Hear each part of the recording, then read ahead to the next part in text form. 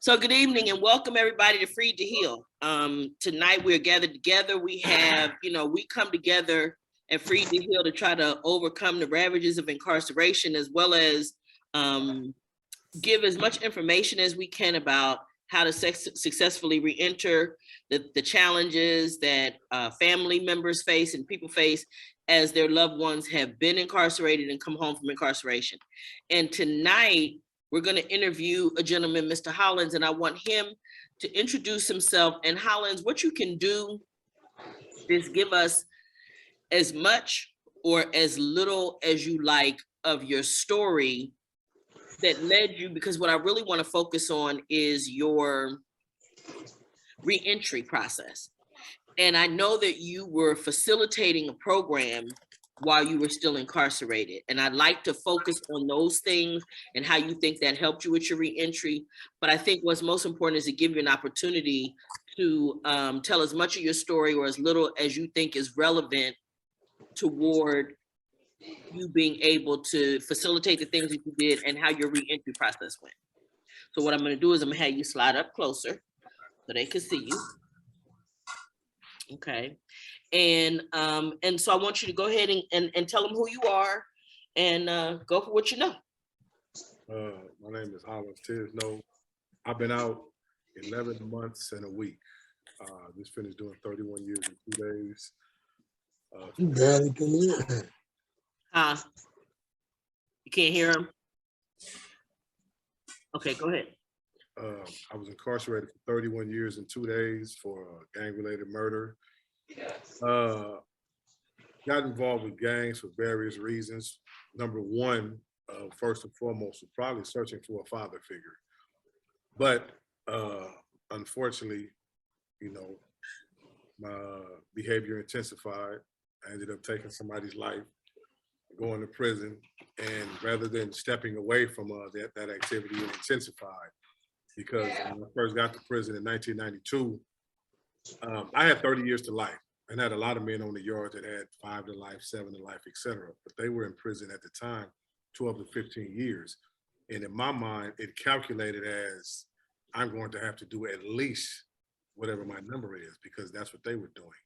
So it developed in me a sense of hopelessness, a sense of I'm never going to get out, at least through the system, through the board. So because of that, and not to mention, at the time, all I had was gangs.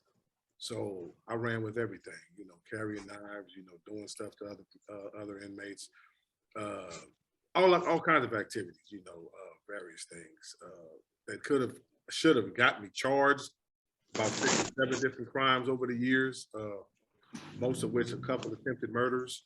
But because I had 2 life sentences, for the most part, the DAs would just look at that and just pass. But anyway, so I paroled last September, September 1st, actually. And from the time I got found suitable and from the time I got released, people would say, well, what did you do? Did you study? I said, I didn't do nothing but worry. Because at the end of the day, I always thought they were going to take my day. I really did, and that's the way I moved. I didn't move as if, okay, let me learn about credit or let me learn about stocks or how to engage in society. Though every single day, I was counting down to wait to hear about the governor taking my day. So when they actually released me, it was so bad, twofold. Me and my brother came, my little brother. My phone thing is, I have to push this and to get. Mr. Terry, I'm gonna mute you so you can go ahead and talk to who you was talking to. Okay, go ahead. My brother came to get me. He and I were driving down the highway at 101, and I remember we pulled over at a little like AM PM kind of place. And the first thought that came to my mind, well, actually before that, we were driving off prison grounds, and I gave my brother a half hug, and I love my brother to death, and I really want to, but my thing was, let's get the hell out of here. Right. No, but as we were driving off prison grounds, I'm sitting in the front seat, and I'm just waiting for 3 or 4 cars to pull up, and they, look, pimp, we made a mistake, So anyway, when we get off prison grounds, I'm telling you, we got off prison grounds, and I kind of like looked around like, okay, they're gonna let me get this far with this. After this, it's gonna be a foot race. But And I need to stop you there because for anybody listening, his fears were not unfounded. I've heard too many stories of people getting through various stages of security upon release dates only to be stopped and told, oh no, we found something else. Or actually, one of the classics is we miscalculated your days and you still owe some days. That's a classic one. So people, the notion of actually getting out of the facility, getting, like you say, just getting to the driveway, that didn't spell it. You had to be away from the prison. So I just need, because there are a lot of people who may be listening that don't know why he was so terrified and why he thought it was an issue. So I just wanted to say that, but go ahead. Well, and also, once we got going down the highway, I'll never forget, like I said, we pulled over at like a little gas station, AM, PM type place. And as we pulled alongside of it, I looked at it, and first off, across my mind was I wonder if the CEO would mind if I used the bathroom. You know what I'm saying? Because I was so used to, them dictating everything I did. So anyway, I came in September 1st, and I had to get acclimated to something, but I had to get used to a lot. And one of the things I had to get used to was that my family had their own lives. They weren't going to put. I called my family members like, "Hey, what you doing? Let's hang out. I got things to do," and I took it as rejection. And I did that for quite a few months.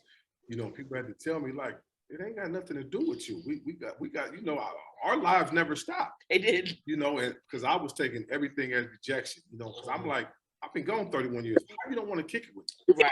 And whether it be my niece, my brother, everybody.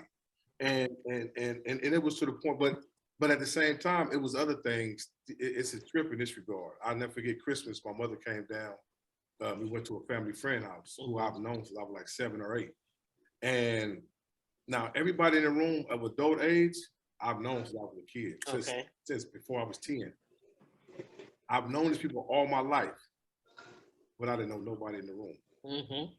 It was so bad. A weird feeling, huh? Actually, I went and sat in the car for an hour and a half. Yeah. People came outside like, "What's up, man? You straight?" "I'm good. I'm just chilling, man. Y'all enjoy yourself." But it was because I felt so strange. Everybody in the room knew me and embraced me, etc. But I'm like, I don't know you. I don't know these people. And there's other things that, like when I first came, I was in a transitional home for 6 months at Amity. And men who I thought, because in prison, we go by general population, SNY, different things like that. And they weren't general population. And I was having a prison mentality. People used to tell me all the time, "Man, you got a prison mentality." I'm like, "No, I don't. I'm out. What the hell are you talking about?" And I was seeing things through that prism. Through like, you ain't even no good. Why is we, pimp? And it was like, what does it matter? Right. But at the end of the day, a lot of my thought process was in prison. I didn't see it. Everybody else was saying, you should. Like, I'm gonna give you another example. I used to have a bad habit. I still iron, for the most part, iron my clothes, but I used to make sure my jeans were really starched, and my shirts creased up. And I'll never forget, I was over my niece's house one day. We were talking about my wardrobe, and I was like, "How do I look?" And she was like, "You want me to be honest?" I said, "Yeah." She said, "You like a nigga fresh out." And I'm like, "For real?" Because I thought I was clean. I thought, I'll be doing it, huh? Yeah, but she said, you look like you fresh from out of like you just parole.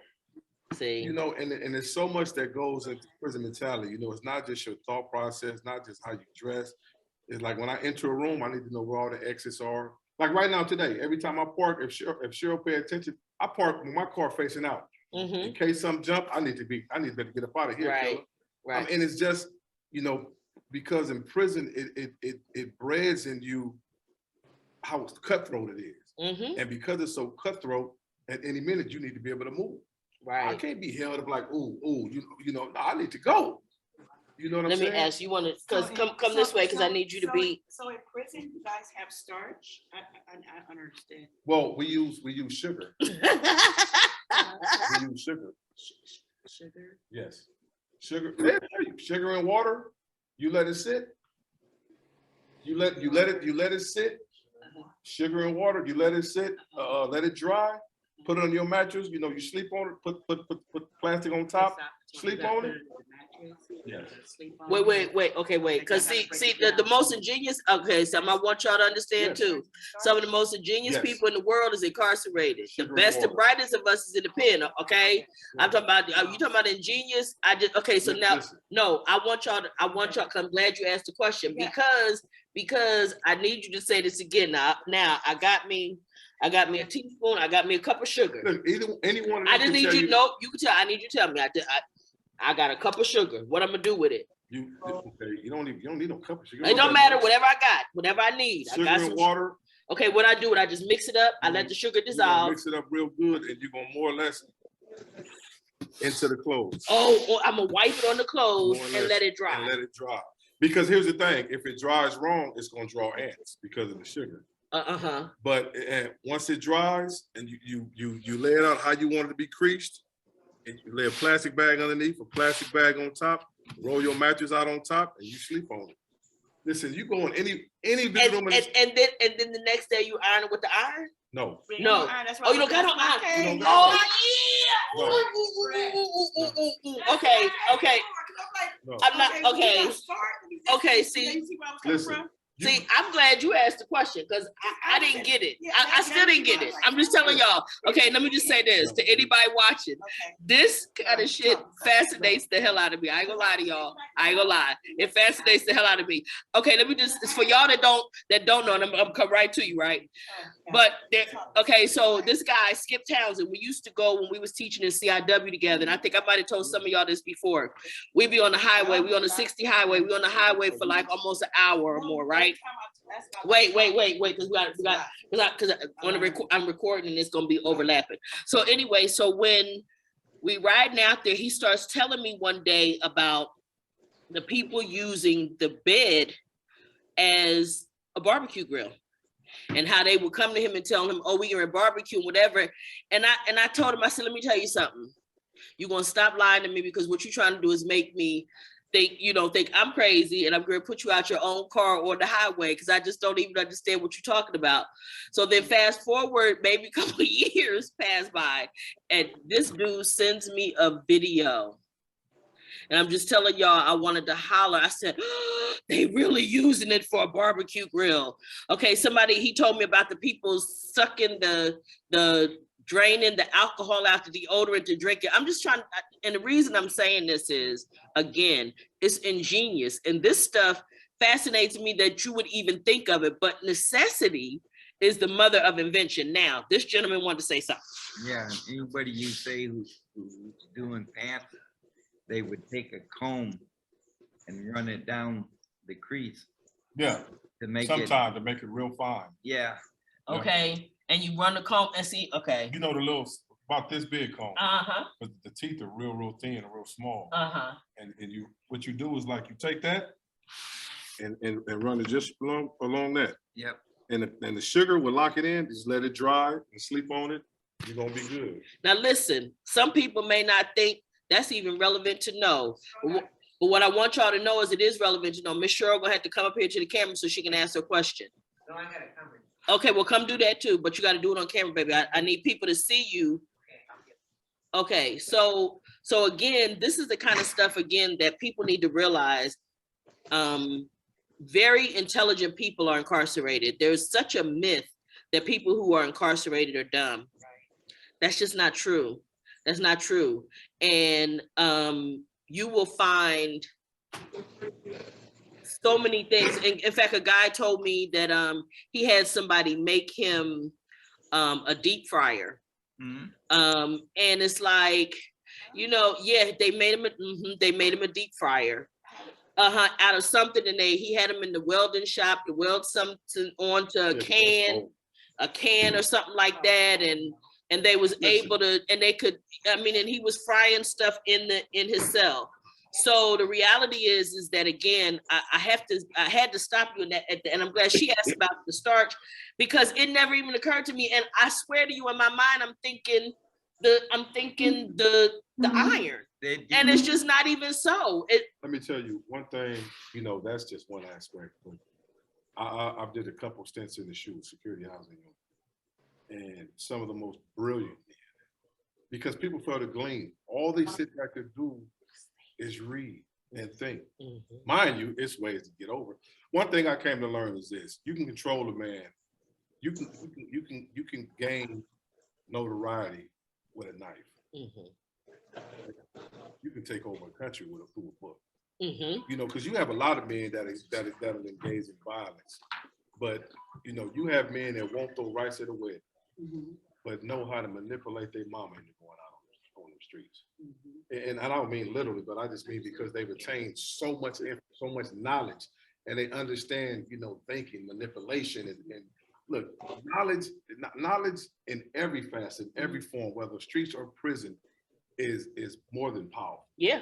It really is, because like, you can have a man 5'1", you know, 140 pounds, as long as he's not considered a coward and has the right mind frame and intellect, he can run the yard. And it's just because he understands how to move pieces. You have a lot of men that think they are shot callers, think they have what it takes. You know, they can engage in violence, but they don't know how to move men.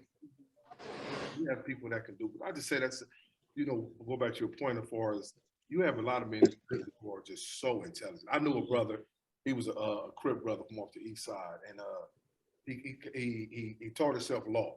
And I used to catch him coming across the yard. He had these books. He said these books are like Bibles to federal judges.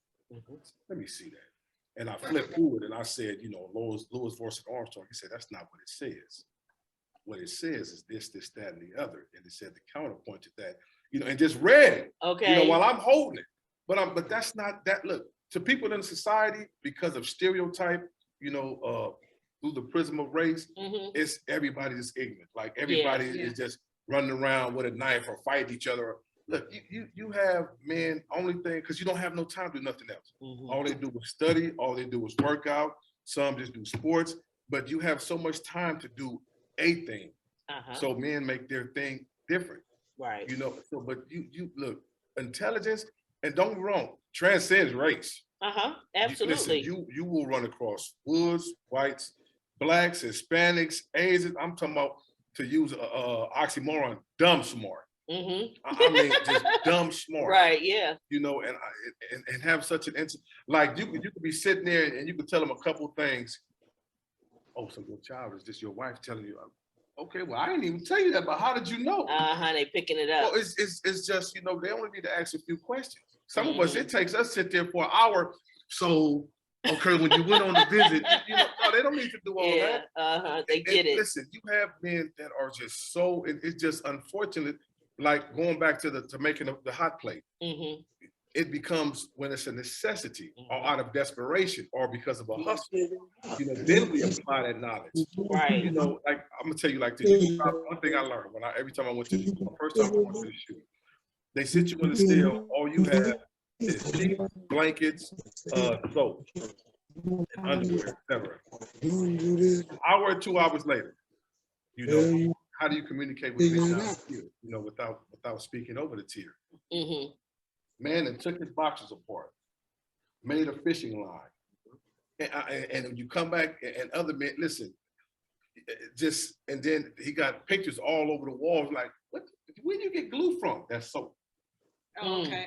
You know, soap is glue. Okay. You know, well, if you don't have toothpaste though, because wasting toothpaste, that's the waste toothpaste. But it's just there. Look, you have men back there who when you first get to, you be like, how did you even? Because you got to do some experimenting. But listen, there are so many intellectual men. You have men as far as book-wise, as far as, you know, wise, in so many regards, men are just smart. Most of them self-educated. You know, most of them become radicalized because there's only, like I said, there's nothing else to get into.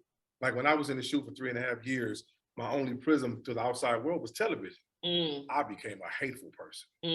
Like, I'm talking about every commercial, you know, I'm seeing a Pampers commercial, why the white lady got a wedding band on, but the sister don't. You know, for real though. You know, and so, but again, you latch on to the littlest things and run with it, and it explodes to where that's all that consumes you. Nothing else consumes you. You know, but and before you move from there, I wanted you to, because you had a comment related to when we were talking about, we were talking about how intelligent people were. had the sugar. Oh, the sugar, go ahead. And you gotta speak up so So- they can hear you. Oh, and the feds, the girls, they put the sugar straight in the iron with the water. And so they were messing all the irons up. So they started plugging the irons. They would, before they give them Oh. out, they plug them so they couldn't put anything in them. But it's out. But the men are smart because that's why in the feds, they took all the remotes away because one of the guys rewired the remote to open the gate. The women don't do that. Listen, The men. do Wow. And see, and listen, I need to talk to him. okay. You need to talk to the people. I need to talk to the man that rewired the remote Yeah, open the gate. Yeah, that's what I'm trying to talk about. I want to talk to How them did that too. remote do that? It's for the listen, television. I'm gonna tell you one thing. I ran into some men in Pelican Bay my last time up there in 06, right? They can go a lot of places, cannot be around a computer, Mm. cannot master hackers. Now for society, because society think it's all robberies, cocaine, Mhm. murders, more or less blue collar, for lack of a better word, dumb crime that don't Mhm. require no thought process. You have some men, you give them a computer with any kind of real terminal access, they're gonna get themselves out of prison. They're gonna get themselves a bank account. Listen, I don't know nothing about this stuff, but I mean, it's in their file in bold red letters. Do not allow around a computer. Not violent, but before he gets around a computer, he can get himself $1 million account. So now what I want to make sure we touch on. So now, because I know that at some point you began to facilitate a program while you were incarcerated. Well, I got arrested in 1990. In 2015, the laws changed. Most of these men probably know. So I still didn't think I was going to get out, but I said, let me give it a run. So I stepped away from the gangs and I transferred to CMC, which under any other circumstances for me was a no-no. Yeah. CMC, because it was like pre-SNY. What that mean? What does that mean? SNY is sensitive needs. And Right. I was Which so like this, they held pedophiles, police officers, they can't go to most prisons. They can't go to 90% of the prisons. So I'm going to be on the line with these men. But my thought process, my focus on seeing if I'm going to go home. So anyway, I go there and I'm there. They have college, prison wide open. I mean, it's as far as doing time, easiest time you ever want doing your world. Gun hadn't went off in 6-7 years up there.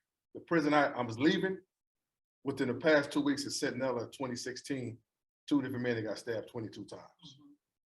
So drastic change. Mhm. So anyway, I went there and I met a brother, a Crip brother, smart. I'm talking about, oh my God, he was so smart. He wanted to change his life around. He facilitated CGA. So Which is Criminals and Gang Members Anonymous. So, he took certain college courses insofar as psychology, social studies, etc., and really became a brilliant man. So and he used to facilitate the group, but he used to facilitate from the perspective of being conscious about the victims. His thing was always pushing the victim's perspective, insofar as you need to understand, develop compassion and empathy. Because without understanding and knowing that, how can you ever consider yourself a human and move forward? Because most of us go through life, we look to go through the board, we look to get out. We go in there, I'm a changed person. Well, how can you really articulate that? Well, I regret what I did. I didn't mean to do it. Let me go. His thing was, no, you need to understand how you got to that point. The lives you may have impacted insofar as the violence of your crime, whatever your crime may have been. And do you really feel, just remorse is one thing, but do you really feel a sense of, damn, I really ruined somebody's life? Not somebody, but quite a few people. right. That was his thing. His name was Floyd. Really, really smart person. Anyway, he left it to me. And because he thought I had the potential to carry on. So, and I ran it for probably about a little more than 2 years. And I didn't take a lot serious, but I took that serious because I always felt like, even when I was a gang member, certain things, if it's in my hands, I got to run with it. And I have to run with it with my head held high. So, and I took that like 6 days a week, arguably silly is all I do. On that 7th day, we used to run it on Sundays at 1 o'clock. At 2 o'clock. We're going to be on point. You're going to do A, B, C, but you're going to be on point. Now, mind you, here's the cold thing. You know, there was such it was such a contradiction. Mind you, we do engage in sadistic behavior, Mhm. but for the most part, just like these men, these aren't sadistic people. Make no mistake, we engage in things that just inhumane. Mhm. I mean, I started carrying a gun when I was 15. That was the first time I ever used it. By the time I was 16, I was well recognized, unfortunately. You know, I did more when I was 16 than I did when I was 18. But the point I'm making is there is so much potential for humanity in an inhumane person. You know, that most people in society was just, one of my sellers used to tell me the coldest thing a judge ever told him was that, oh my God, what's the word? It means that you can never be brought back to a sense of humanity. Irredeemable. He said that, but he said something else, but that's more or less what he said. Mhm. You are irredeemable as a human being. You are a Mhm. piece of crap. You will never be worthwhile. Institutionalized. Well, before that, before he even got institutionalized, when he first got sentenced, he got life without. But in the They judge, say all those things in there. Ministers. yeah, oh yeah, that's it. They say all kinds But of they believe these No, things, they do. and everybody on the jury, everybody in They do. society believes that you They do. not understanding that. One of the analogies I used to give in CGA was this: when I was 15, my mother used to tell me stop bouncing in my damn house. I was working on my game. It took years for me to get my walk the way I wanted. Oh, that's hilarious. But at the same time, it's going to take years to undo all this as well. Right. And the same thing, you know, I might be irredeemable or seemingly irredeemable at 15. That doesn't mean at 35, 40, 45. Mind you, after being in prison, after losing countless family members, after my wife having left, after going through back and forth to a whole, and being through all these different things that I don't wake up one day like, this ain't the life. You know, and now first, it's a point of, you know, you just get tired. You know, you just get tired. But then you just start to see, you know, there has to be something else. And then it comes to a point to where you really realize, I might have threw away my damn life. Because all my homeboys is gone. Mhm. You know, the CO ain't called my name for mail in like 18 months. Mhm. And so where's all the hood love? You know, Right. where's everybody at? Right. He's got a question. Go ahead. You know, and I did 36 years, which, you know, close to. What I never seen was guys that were in gangs talk about the dudes that they hung with, be writing them letters, sending them money, visiting. As soon as that guy went to prison, he was like, not there no more. But then when they get out, they want to throw a party for the dude. Well, And let me before you respond to that, I'm gonna tell you, I know that to be true in too many instances. And it's one of the reasons why I get irritated when people come home and they don't tell the truth, that it's not the gang that supported them while they were in prison, it was the families. And those are the people who put money on the books, paid to, did the visits, bought the packages, kept the phone on, accepted them collect calls, J-Pay, all that stuff. The family did that. It was not the people who were in the gang. And the young people need to realize that, and it's a very important point that you make. And again, it's one of the reasons, like the guy that we talked to, I did get his phone number too, because a couple weeks ago we had a guy and his family had been in it for so long, and so we want to talk to him because his position is not all that great. Even though his family had been in it for generations, I want him to explain to people out there that it's not that great. It's really a lie. It's really a lie, and it's only for the power of those people who are benefiting from it at the time. Because once you're gone, once you're out of, like you say, out of sight, out of mind, that's the best way to describe that. And it's hard for people to understand. Then you got young people now who are willing to kill for those same things, but they don't even understand, number one, how it got started, what this is about, or the consequences of the devastation. Like you talked about the victims. It's not just a victim, it's a ripple effect from that victim. It's a whole lot of people that are affected by that. So I've never seen, of all the gang people that I dealt with, I've never seen a single one of them go to the pen and say that there was a large number of people or that the gang took care of them while they was in prison. I've never seen it. 2 points that need to be made though. And as Jaime, can you chime in for me? Unmute and chime in for me, Jaime. Hey, what was that? What you want me to No, I was say? just saying I want you to chime in. Like I've never seen a gang member go to prison and the gang stand up for him and put money on the books and visit and do all that stuff. You know, most of the times when they do that, is basically when you're involved in something negative. You know what I mean? It's like they're showing you love because you're working for somebody or you're working for them. But for the most part, no, they fade off. Yeah, because even if it starts off good, even if they start off trying to put a couple dollars on your books while you fighting your case, it don't last long. No, it's not that. There was one time when I was in Centinela that I had 5 homies from my hood, from my neighborhood. We were all like, what are you doing here? What are you doing here? You know, we're all like, what the heck? And the atmosphere wasn't like it wasn't in the streets. It was just like, you know, like every man for themselves. And I'm sitting there like, what? You know, like, man, you know, like I was ready to bat for you all day. And this is where you're at. You know what I mean? Mm-hmm. And then, you know, like just like simple things, you know, like I go to the store, like here's some ice creams. You know, when they go to the store, it wasn't that love never came back. And it wasn't that I expected those things to come back. It's just that I just realized that the mentality wasn't where I was at. You know what I mean? Like me, like I was all in it. Right. You know, like I was all like, you know, like I'm here for you. You know what I mean? And at the early part, like I expected that back. But as I got older, I was like, nah, man, you know, like that's what kept me in it. Yep. You know, I put in those standards and expectations onto people that wasn't where I was at. You know what I mean? Thank you for that. And I want to say this too, because that brings up a point that it makes me think of this. That's relevant no matter who you are and what you're engaged in. If you ever do something with the expectation that someone's going to do what you do, or their people are going to treat you and behave the way that you would, you're going to be disappointed every time. You're going to be disappointed a lot because people don't function the way that you function. And if you just cannot expect it, or it's just setting you up for a huge disappointment.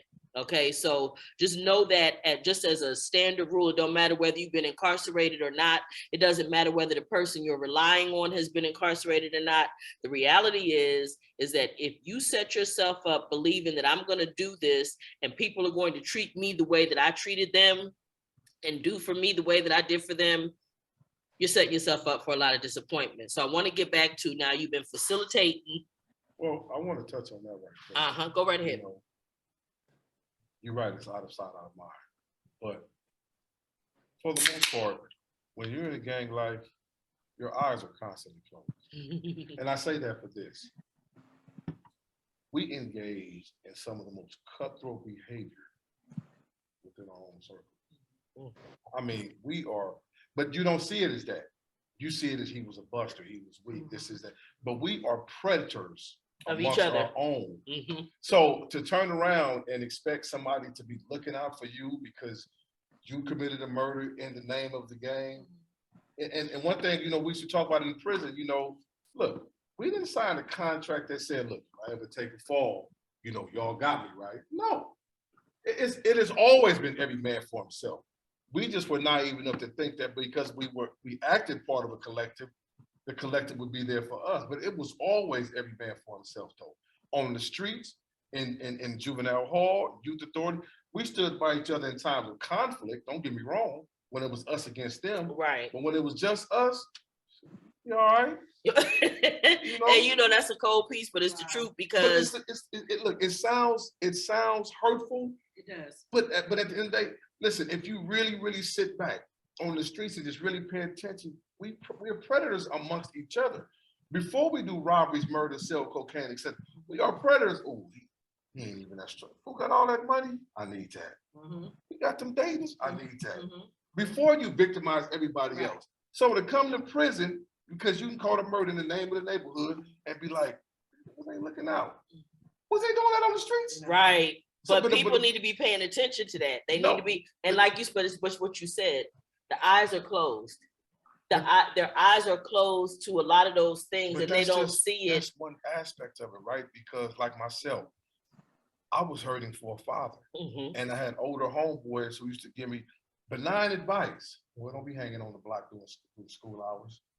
You know, why you ain't in school? And in my mind, that's what I really care about. You know, little bitty things. But as a child that's searching for something that doesn't know what he's searching for, you latch on to that. You know, boy, what you doing? You know, here, go get you something to eat. All right, man. You know, and they tell you, boy, one day you're gonna be from the turf. But in your mind, because their names are ringing for various other reasons, and he's telling you this, he's accepting you. And when you're 13, 14, 15, it's all you want is acceptance. So when you get that acceptance, whatever they're engaging in, not that you see it, but you ain't never paying attention to it. You see that you don't really see it. This clown is an idiot. Well, one of the things you also don't know is you don't understand the magnitude of what they're doing. You don't know the repercussions. You don't know, in other words, all you know is what you see. You don't know what's behind that. That's another thing. You wanted to say something else, sir? Yeah. You know, in all the time I did time, the ABs, they did more things to their own race. You know, they're always talking racial crap, you know, between ABs and the blacks and so forth. But the more people that they screwed with, stuck, took things from, was their own race. And that's consistent. That is consistent with what he was just saying. It's consistent with what he was just saying. But And I you can know- tell you, having done gang intervention for several years, that a lot of the things that they put off on other people were actually internal beefs. And one of the ways that I began to be able to tell that it was internal conflict and internal stuff was you could never get no information. Nobody, all of a sudden, ain't nobody talking. Go ahead, Jaime. Yeah, and that was just something that he said when he talked about the acceptance, right?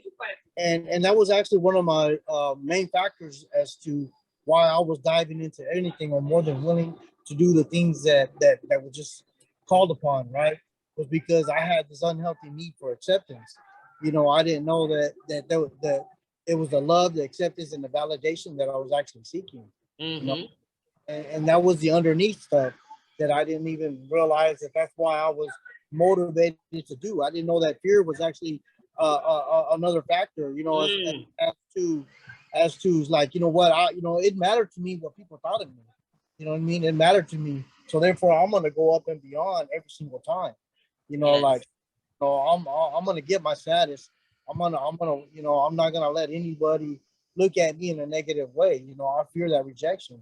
And so therefore those were the reasons why, you know, I learned to use anger to get where I wanted. And it went from there, you know. Absolutely. And one of the things, love and belonging is one of the things that everybody needs. Love, along with survival and fun, love, belonging is one of those things that everybody needs. And so it's easy for people to prey on that, even if they're not conscious that that's what they're doing. They're doing it because it works. They were grooming you. Oh yeah, you're gonna be from the turf. Like that was a good thing, right? Not telling you what being from the turf actually meant and what it could potentially mean for your life.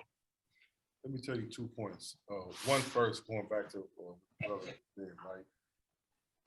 It's a trip how long and late into life we carry our insecurities and want for it needed. I'm gonna give you a prime example. I knew correctional officers that, for lack of a better word, we would consider straight, but they were kind of scary. You have incidents on the yard where cats jump on the police. 20, 30 police come. 5 or 6 of them beating right there down on the yard. Some kicking him in the face. And other COs want to say something, but that fear of rejection keeps them from doing it. And I'm talking about 20-year veterans. Fear, people think because you're 20, 30, 40, 50, 60, you're mature in your confidence, you're mature in self, you're secure in self. Listen, some of us go to the grave, and I don't mean, you know, at the loss of a bullet at an early age. Some of us die of old age begging to be accepted, is begging to be either accepted or not rejected, which are actually two different things. Yes, But yes. we carry this on into our life. But going back to the earlier point, and I lost my point temporarily. But anyway, I'm gonna go back to the CGA thing. You know, it taught me a lot about myself, because for years, you know, before I really started to respect what I and understand, comprehend, and take note of what I'd done, I was the victim. I'm the one doing this damn time. He dead. You know, why y'all tripping on boy? Wow. I mean, for 25 years, that's how I was. Look, cause my mind, look, he dead. I'm the one walking this number off. You know, my mom and my ex-wife tell me, you know, this is hard. How was it hard? When did they shut the door on you? Right. When did they take your canteen privileges? But they do. No, but see, I was selfish. Know. Right. Yeah. Yes. I was ignorant. I was naive. At no point could I see. One of the coldest things my mother told me, I was in prison, 1997. I was in Tehachapi State Prison. My mother came to tell me, she said one day, she said, you have no idea how much this hurts me. And I'm listening to her, right? But this is what she told me though. My mother used to drive for Laidlaw school buses. She told me, because she said, look, there were times, now mind, she has to get up at 4 o'clock. So there were times I used to not get to sleep till like 2 o'clock, 2:30 in the morning. And I said, well, why is that? Because my little brother started banging before me. I wondered when I was gonna get that call. What call was that? The one telling me y'all were either dead or in jail. And I got so mad at her. Really, the reason why, because I was so ashamed. But I got mad. I'm like, why would you tell me that? Because mind you, I have a baby brother and a sister that she had to care for. You know, she said I used to get to sleep till like 2:30 in the morning. And have an hour and a half sleep. Worrying about when I'm gonna get that call. I was overwhelmed with shame. You know, because again, we are so eyes closed. Only thing everything we think we're doing is affecting me.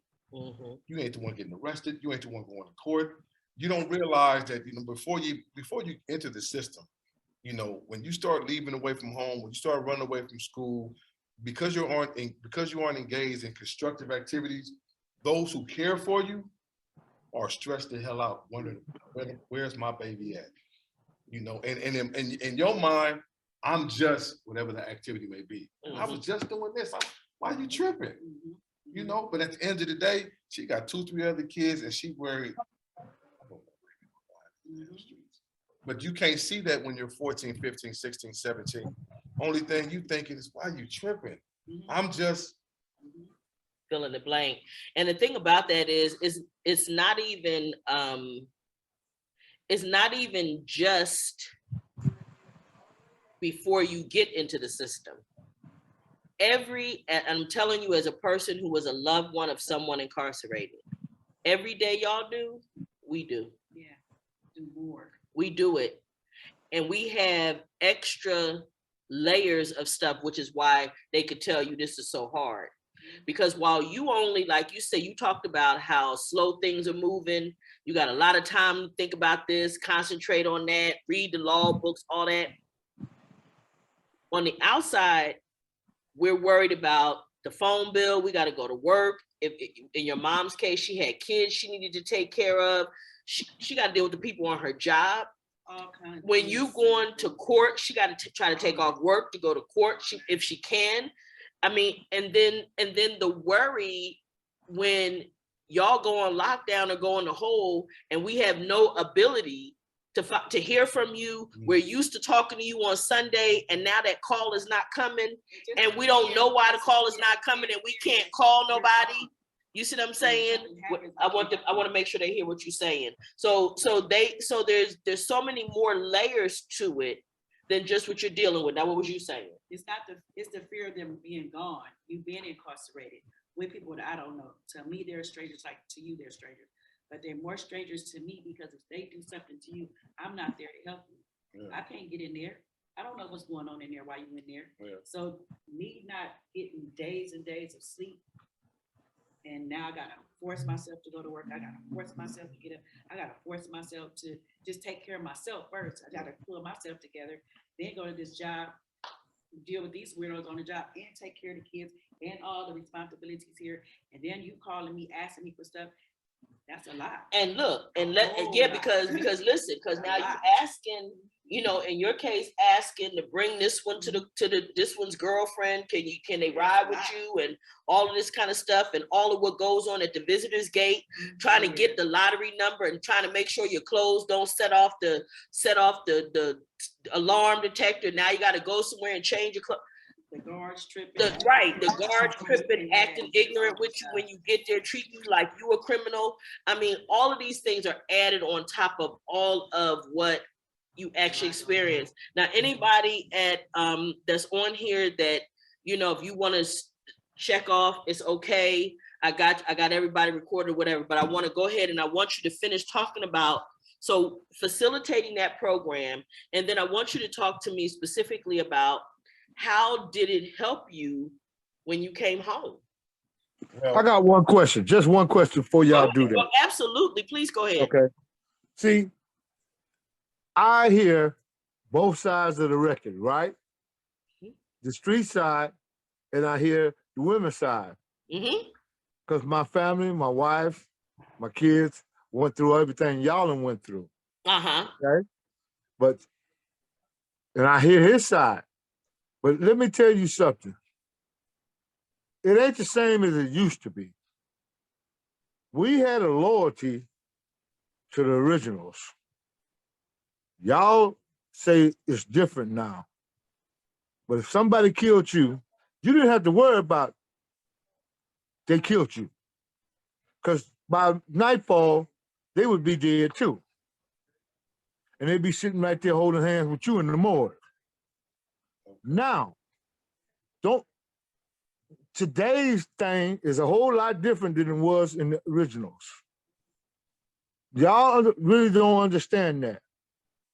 I spent 5 years in the county jail. I spent 33 years in prison for what I truly believe was the truth. Okay? No matter what y'all say, I went through prison with my head held high. No matter what happened, no matter how many rides I get, and no matter how many times police beat me up, no matter how many times I went to the hole, because I knew what I went to prison for. And I knew the hurt and the pain that I caused my family by leaving them. No matter what happened, I lost my mama, I lost my daddy, I lost my brothers, I lost my sisters in prison. When I came home, I got 2 sisters stay here in California, period, out of 18 of us. Let me ask you a question. Wait, before you get wait, because I just want because I gotta ask this question, and then you go back to what you want to say. Was it worth it? No. Would you do it again? No, in no shape or form was it worth it. But the truth of the matter was, the person that they hurt was my road dog. We grew up together as kids in diapers. And no matter how you look at it, if I'd have got hurt the same way, I knew for a fact, without any shred of doubt, the same thing I did for him, he would have done for me.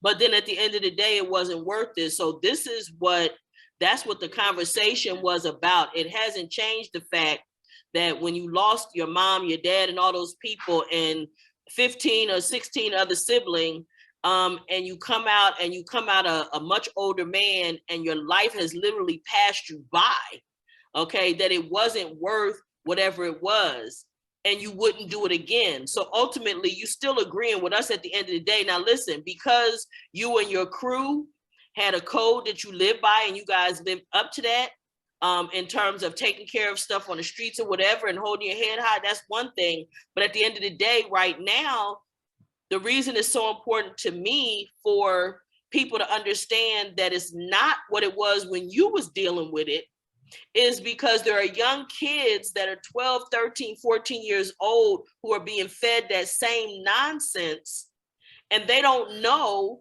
that nobody's coming to rescue them. They have no idea. And so I need to be putting it out there. And I want people coming home from prison telling them the truth. I want them to tell them the truth. I don't even mind you telling them what you just said, as long as you finish that with, but I would never do it again. And it wasn't worth it. I would never do it again. If I would do that again for nothing in the world. Okay. I lost everything. Yeah. I had everything. See, and I lost everything. And that's the real important message, kid. That's the message. That's the part that's really important, is that while you had a bunch of stuff and whatever you had is all gone. It's all gone, and now you're in a totally different situation, and the things that really meant something to you, you don't even have access to the majority of it anymore, because it's all gone. It's not even like your parents. You don't get to have those years back with your parents. All the years that you were incarcerated, you don't get none of that back. So that's the part that's really important. But I want you to go ahead and say what you was going to say, because I want you to get to. Because the facilitator and me would have attacked that. But that's okay. Because here's the thing, and I'm gonna leave it at this. When you start off, if I start off talking, regardless of how I ended, if I'm praising the gang in any form, to me it doesn't matter how I end it. Listen, I cannot, in good jest, in any shape, form, or fashion, say that I condone genocide, murder, in any way. Right.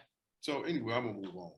But anyway, so how did it help you? How did it help you in your life? That program? It helped me develop empathy. It helped me to take myself. I'm gonna give you an example, prime example.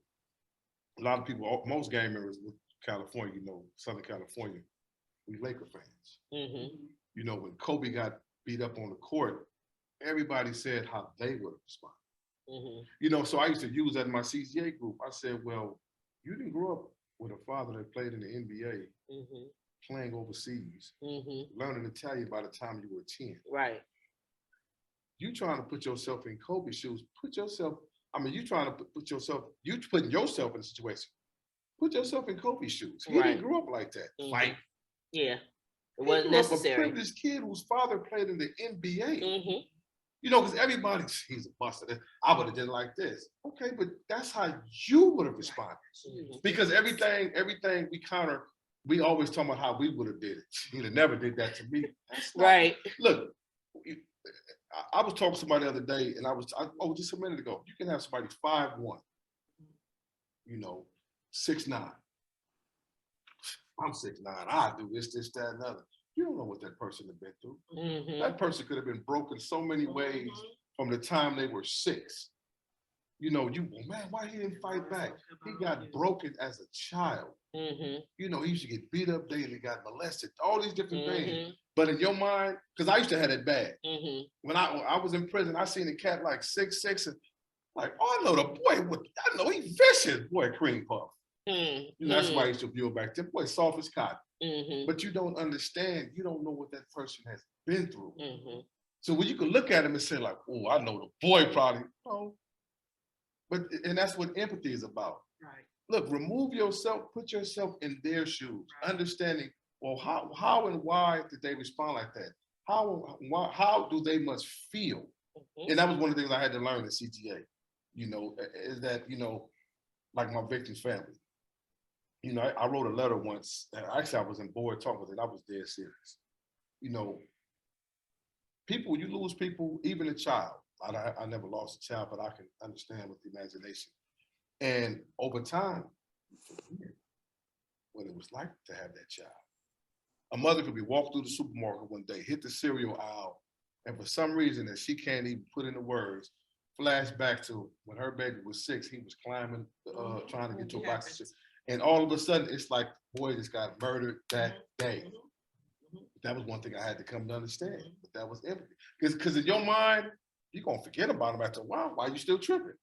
But like I said, I But I was selfish though. Never do. Like I said, I was look for a decade and a half. I was the victim. He Mhm. gone.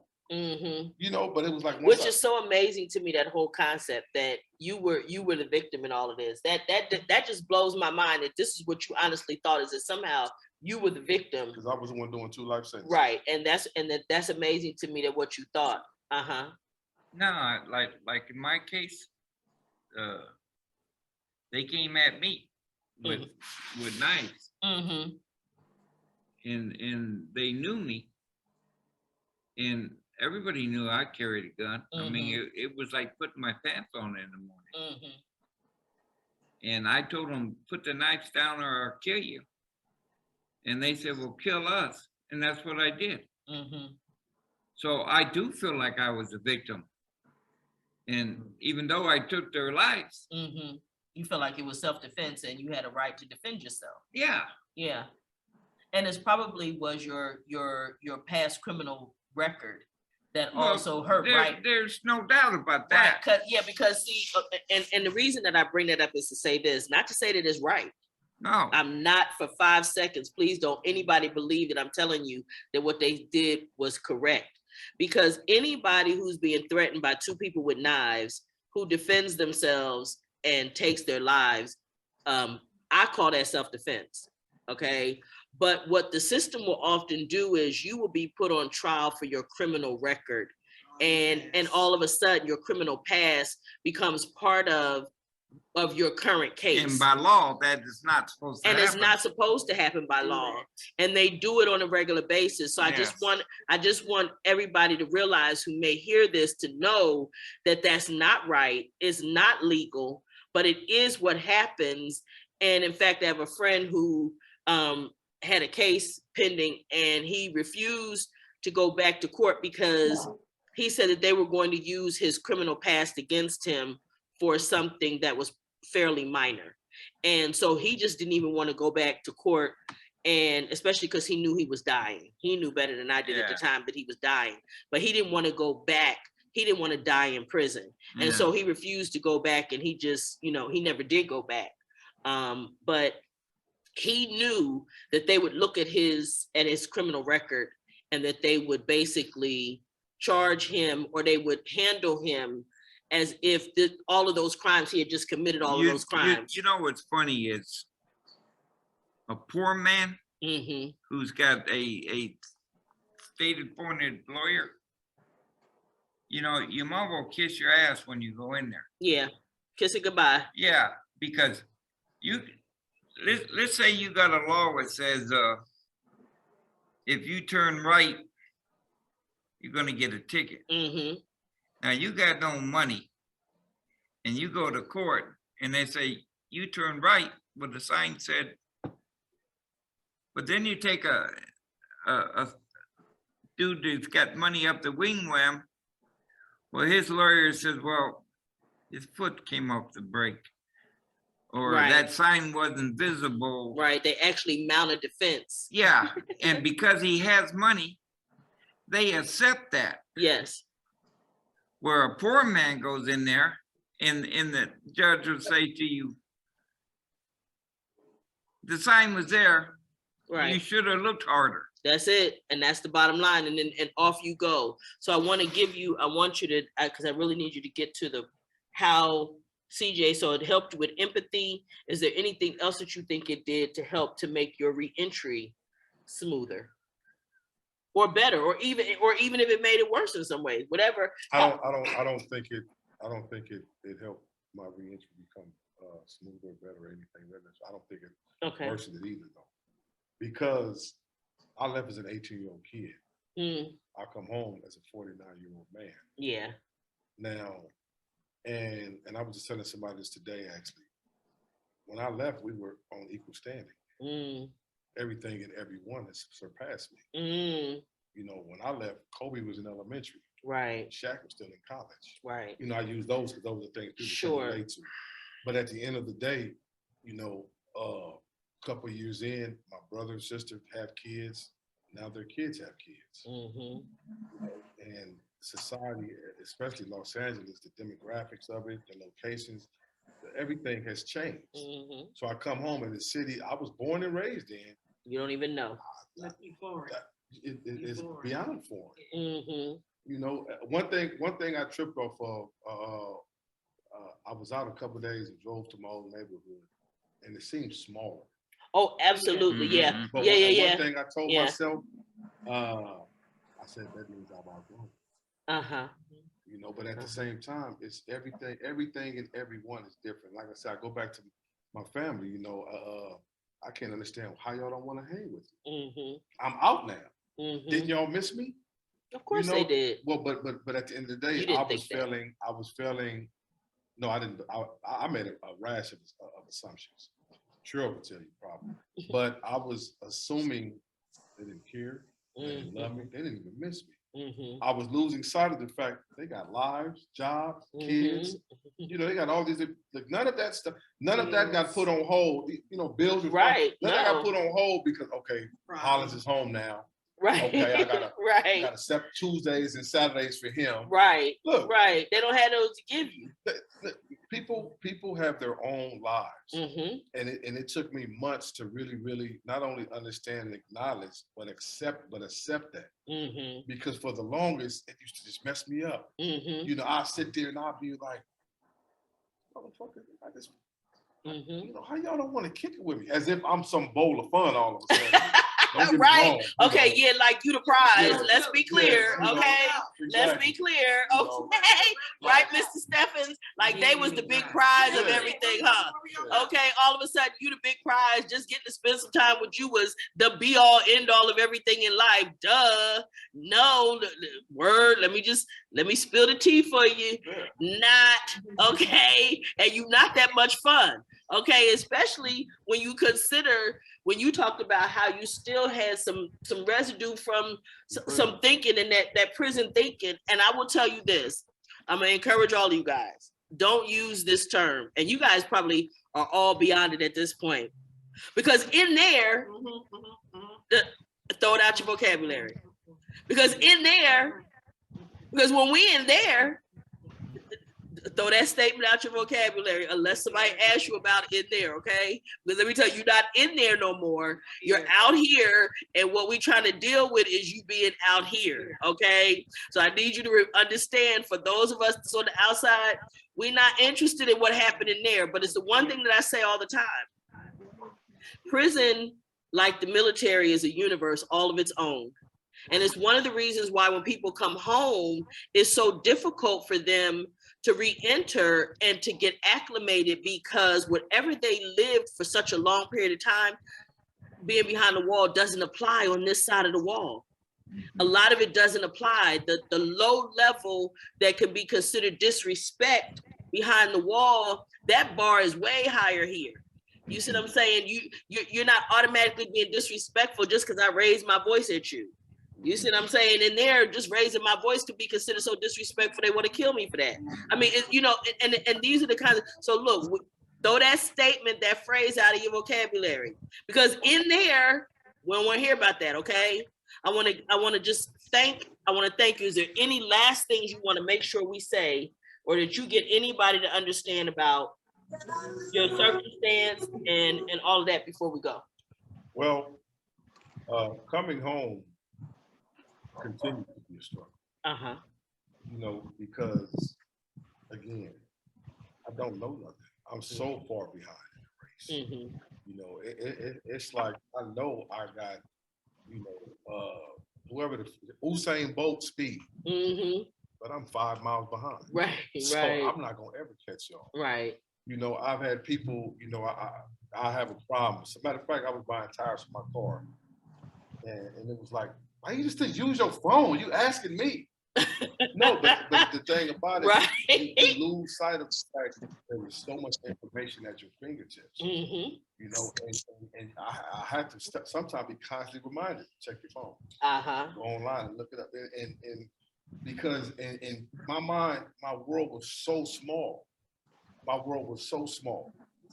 You know? And especially because you went in so young, you didn't even have a lot of time to really live a whole lot of that life either. Do you understand what I'm saying? You had a few years, but in terms of all of what could have been, by the time you're 18 years old, you see what I'm saying? If you start in 15, 16, you didn't even have the full breadth of that experience.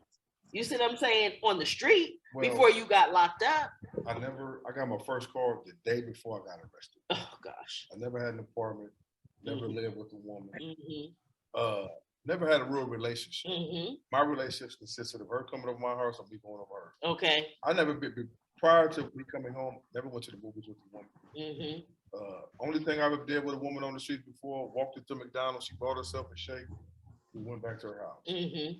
You know, so I don't know anything about dating or relationships, you know, but it's like, you know, as a man, people don't recognize that when they see you. No. You know, and I'm like, I've been like, me working on how I dress has been a constant struggle. You know, like I'm shying away from jeans and then, because I don't want to look like the fresh out Negro. Right. You know what I'm saying? I don't want, you know, and it's there are so many aspects that go into it. You know, like I said, walking into a room, knowing where the exits are. You know, people bumping into you. It's like, what's happening? Is it a problem? Right. You know, right. And they looking at you like, and you going ziggity boom off of something so simple. And all of those things. And see, this is, but I want you guys to all be clear. This is why we have this group.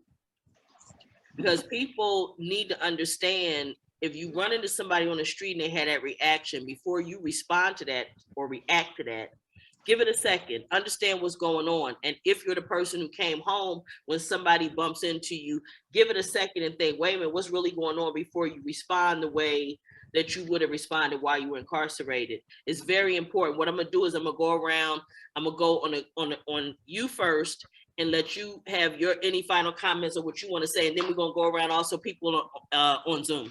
So go ahead. Well, What's your comment or final comment? It's like when I go to church, Mm-hmm.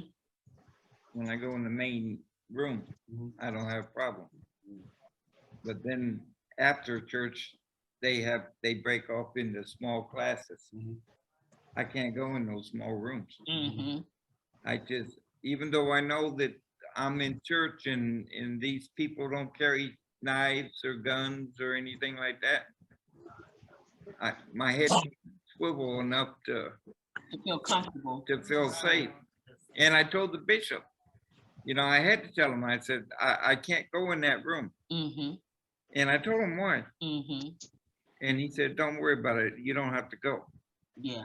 But there's some things that you are built into you in prison that you can't throw out the door when you come home. And certainly not right away. You know, it may take years, if ever.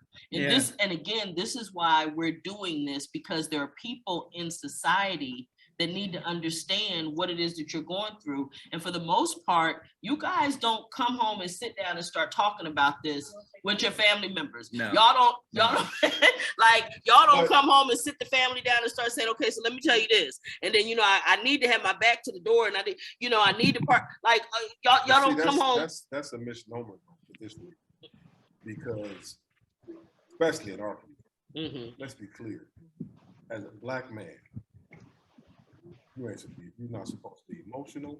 That's any man, yeah. Well, and because I'm of a decent weight and height, you know, I'm off from the get-go considered strong. So anything that lends towards being weak, I'm not even supposed to be with. Look, I'm not supposed to have rational fears, let alone fears. Okay, right. But again, and no matter what the reason is, the reality is that you guys don't. So what happens is, people that love you and people that interact with you can't really get to you or even provide any relief or give you a pass or whatever. And all it does is it creates confusion in us. We don't understand what's going on, so we certainly can't help it. And what happens is relationships fall apart, all sorts of them. I'm talking parents, the children, all sorts of stuff falls apart because there's no real communication, because you guys are not readily going to just come home and discuss it. And then we don't know what's going on. And then we walking around on eggshells around you in the first place, because we definitely don't want to create no hostility or nothing. And so it just becomes a vicious cycle. But here's the thing, in that same vein, you're my mother, auntie, whatever. I've been going 31 years. Over the years, I've seen you maybe twice a year. You know, let's say I've had 60 visits. Right. I've had probably 35, whatever. But the point I'm being, when we're alone on a visit, neither one of us wants the here and now to be a part of the discussion. Right. Sure. So we Absolutely. keep it light, airy, and fluffy. Absolutely. It's surface. So now you're expecting me. Let's be real. You're expecting me after 31 years of incarceration, of having no real bond or communication with you on levels that really matter and mean something. To now I can tell you, Mom, look, I'm going through something. As a man, as a human being, it wouldn't feel right. Number one. Number two, you can't relate. So from the outset, it's like, discuss it why. And I'm going to tell you something, and you're right. You're absolutely right. The point but before you even get to that point, in my mind, because I might have even ran through it, and I can holler at Mom, that's my girl. You know, she gonna understand. No, she's not. She ain't been in a war in prison. She ain't been on a bus and watched somebody get stomped out. She ain't watched a man get stabbed before. Move all the violent stuff. She ain't had to sit in the shoe, you know, and not have and lose up to 10, 15 pounds because you're working on every day, but you can't go to the canteen. What am I supposed to discuss with her? Number one. Number two, I don't want to alienate the relationship. Absolutely. So, but you want me to talk about stuff in prison? No, look, I need to be, because I've seen it through so much hell, I need our relationship and communication to be as pleasant as possible. So no, I keep that from her, not because I'm trying to hinder the relationship, but because I'm trying to help it blossom and grow. And this is what I'm telling you. And this is what I'm telling you. Your concept of that is actually false. Okay? So it's not that we expect anything, but whatever you're going through, if you can even articulate it, whatever you can articulate about what you're going through. I just want to use his example. It was very simple for him to say to the pastor, to the bishop, I can't go in that room. And this is why I can't go in that room.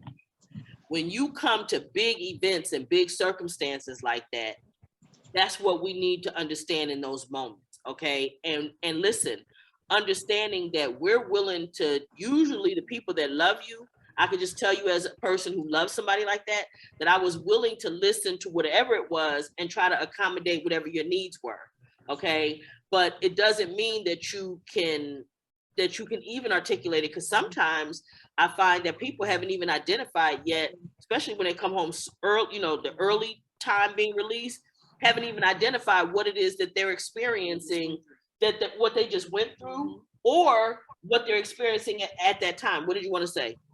When I came home from the youth authority, my mother told me, she says, you gotta quit cussing.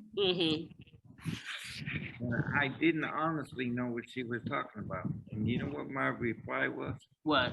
What the fuck are you talking about? Okay, because you didn't even get it. It just rolled off your tongue. And that rolled off my tongue.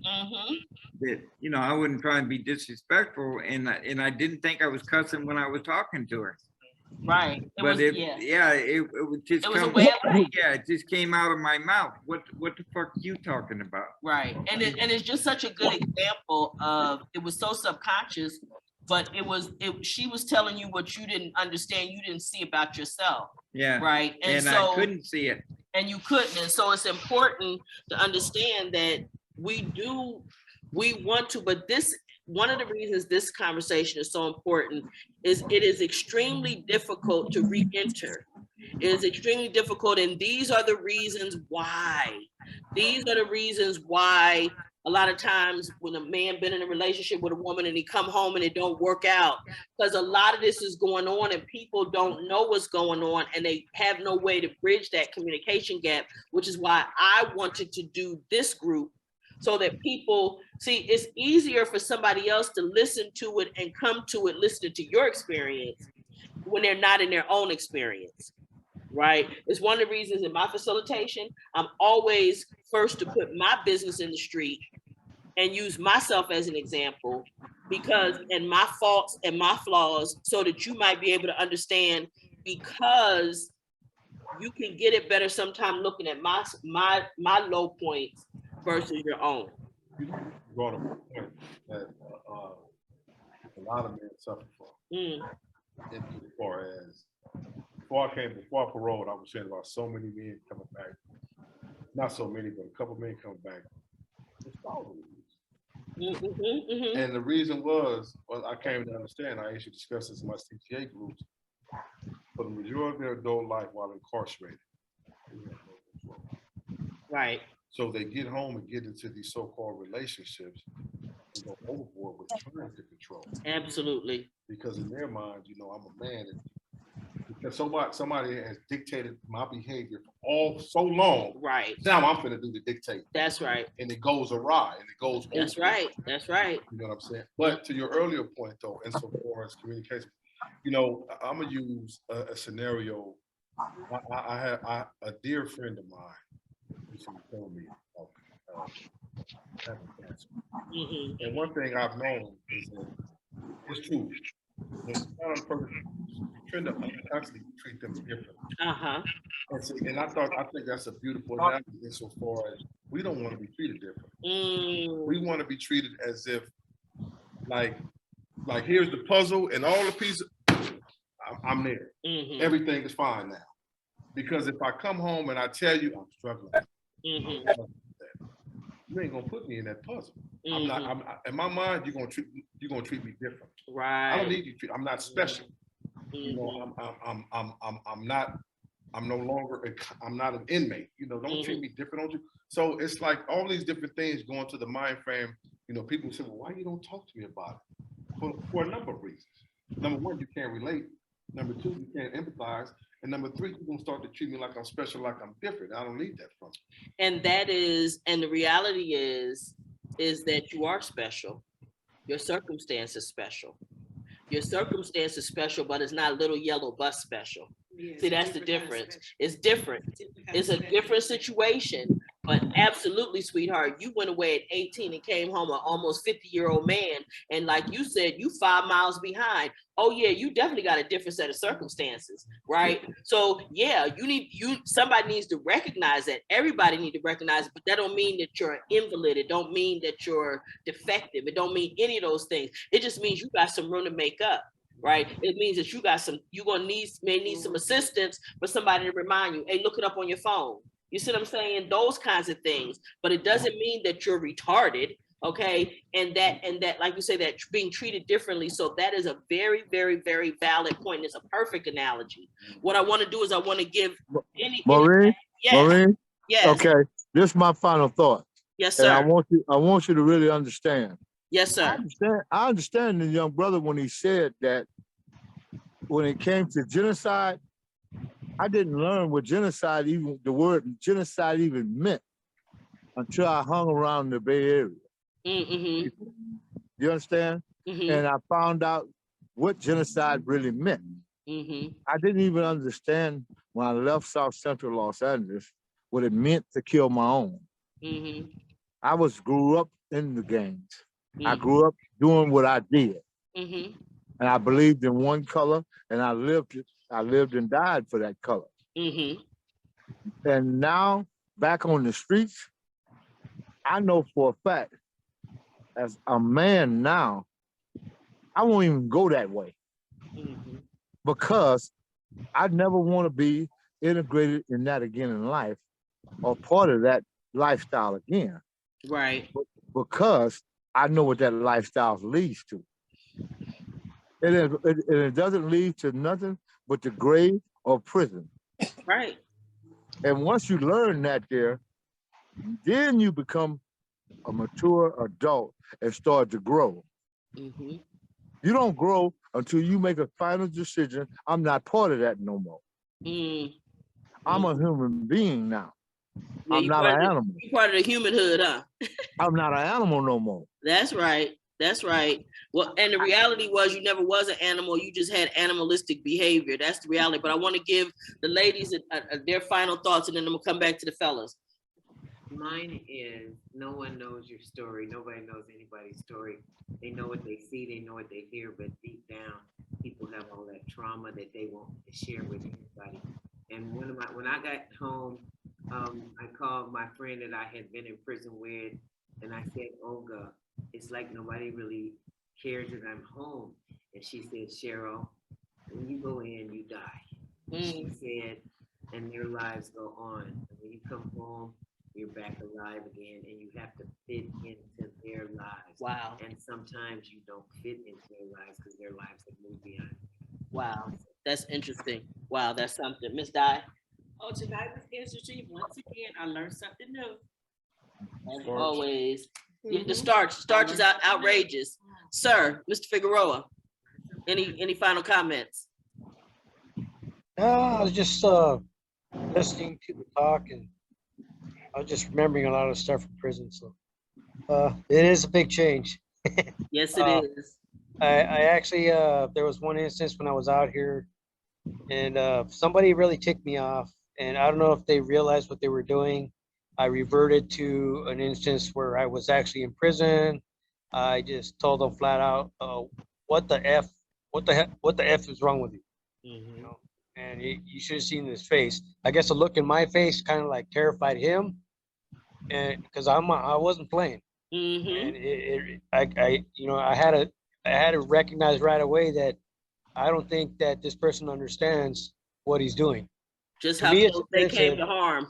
Yeah, to me it's offensive, but it's offensive for the wrong reasons. It's because that's what I learned in prison. Yeah. Yeah, I'm telling you, I tell y'all the story all the time about the man who was standing on the bus stop, and the man came stand up behind him, and he went off on the guy. What y'all doing? Y'all don't even know how to stand. You don't stand behind nobody. And it's like the man just walked up on the bus stop so he could get the bus, probably going to work wherever he was going. He wasn't even thinking about that, but he just trying to get on the bus. And all of a sudden, this man, because of his prison experience, goes off on him and tell him he don't know how to stand. What? So yeah, and it can happen in a split second. Yeah. Mr. Steffens. Yes, ma'am. Tonight's meeting was such a great and warm exception. You know, I thought about the period that I thought my life up to this point was so lonely. But when I was in prison for those 24 years, I got no letters, I had no calls, I had no visits, and no one was sending me anything. And so when I got out, I thought about that period. I had to realize that I was all alone in the world, and I had to turn to something greater than myself. So I went on the spiritual acceptance to understand there's something greater than myself. You know, I want something right now. And God tells me to be patient and wait on him. Hallelujah. That is such a good thing, because ultimately it's going to require something higher than yourself to overcome all of those things, even the need for belonging.